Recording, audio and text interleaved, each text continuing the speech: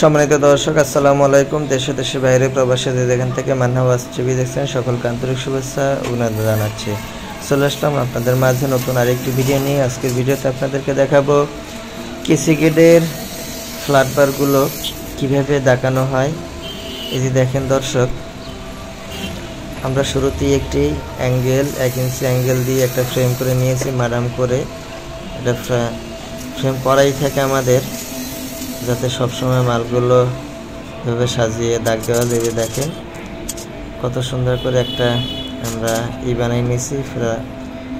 1 inch angle দিয়ে madam করে এল দিয়ে একটা ফ্রেম তৈরি করে নিয়েছি।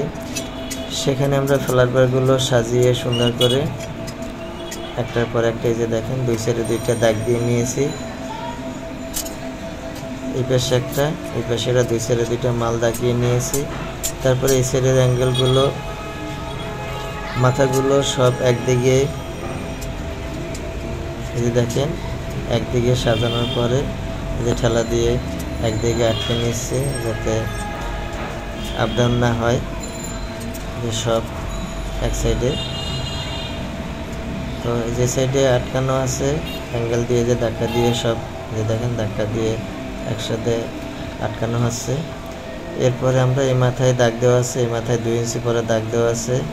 তারপর আপনাদেরকে এর আগে বলেছিলাম যে সেন্টারে একটা দাগ দেওয়া, ওরকমই আমরা ফ্ল্যাট বার 2 মাথায় 2 ইঞ্চি, এ মাথায় ও মাথায় 2 মাথায় 2 ইঞ্চি করে দাগ দিয়ে মাঝখানে সেন্টারে একটা দাগ দিয়ে, এই যে সেন্টারের দাগে দাগ দেওয়া হচ্ছে।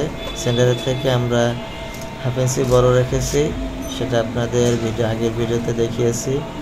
তো আমরা কীভাবে দাগ দিচ্ছি সেটাই আপনাদেরকে দেখাচ্ছি। এই যে দেখেন সেন্টারে একটা দাগ দেওয়া হইলো, আর এপাশে 2 ইঞ্চি পরে একটা দাগ দেওয়া হচ্ছে। এই যে ভিডিওটি কেমন হয়েছে আপনারা কমেন্টে জানাবেন।